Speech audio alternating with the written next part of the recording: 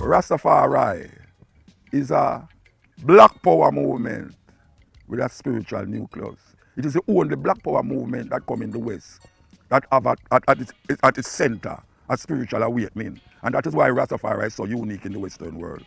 It's fighting for the liberation of African people, even though, especially in a reggae music, you hear people are twist it and turn it round to make it mean something different. That means white people all over the place no kind of jump up on a tongue, but one love, one heart, let's get together and be all right. Yet still them don't go tell them family. These young white Rasta youth will come from Italy and Germany. Them don't sit down and talk to them parents about our struggle, our liberation.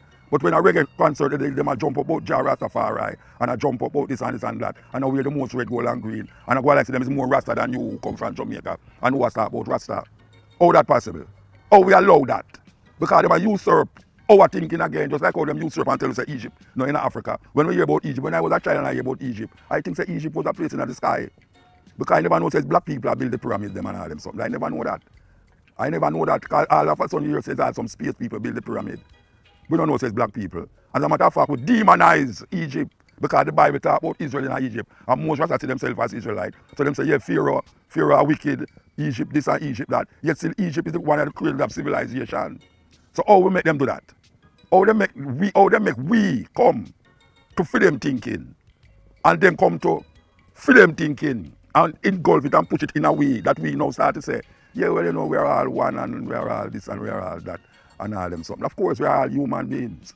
But there's a liberation struggle that is need to be one before we start talking about one love, one heart, let's get together and be all right. There's a liberation struggle that need to be fought from everyone away. Everyone away need to fight it before we can say, yes, this is that and this is that. Because we know say human beings is human beings.